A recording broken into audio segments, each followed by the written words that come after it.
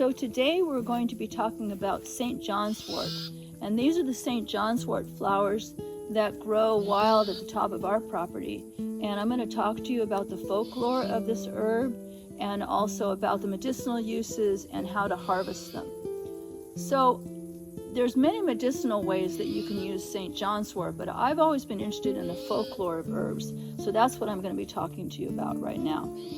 So since the time of the ancient Greeks through the Middle Ages, this plant was considered to be imbued with magical powers used to ward off evil and protect against disease.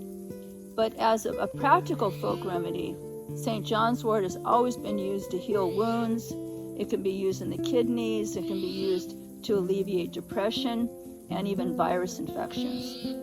So you find a lot of this herb in Northern California.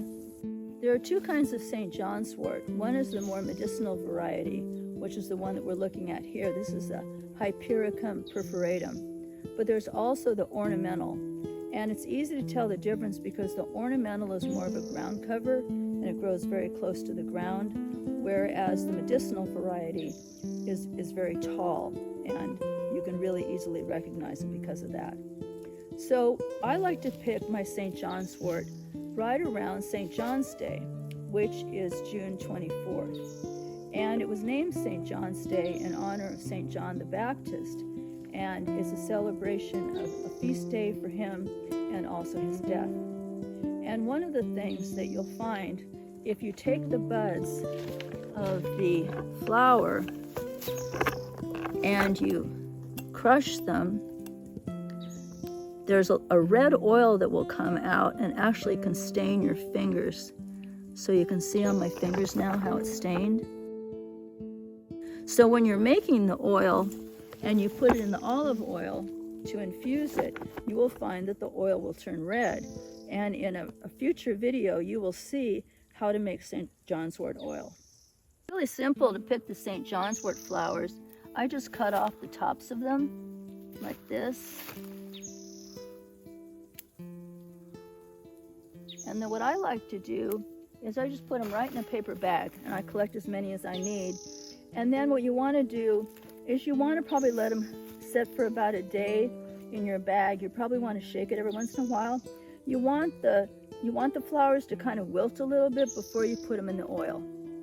And then you're just going to pour the oil into the jar and it'll be really simple. So like I said, I'll show you more on the next video about how to make the oil. So having the tops of the St. Johnswort flowers in your house was considered effective at keeping away undesirable influences and bringing luck. And to bring them in the house on Midsummer Eve would help protect you from harm, promote good fortune, and protect the house from fire. So in Northern California where we live, we were very susceptible to wildfire. And when I found out about this use to protect your house from fire, that made me really want to put that in my home. And so a traditional way to keep the St. Johnswort in your house would be to make a St. Johnswort cross. And I'm going to show you in the next video how to make the St. Johnswort cross. I make them yearly and put them up over my doorways. So I hope you'll enjoy trying that, and I hope you enjoy collecting some St. Johnswort. And I'll see you in the next video. Bye-bye.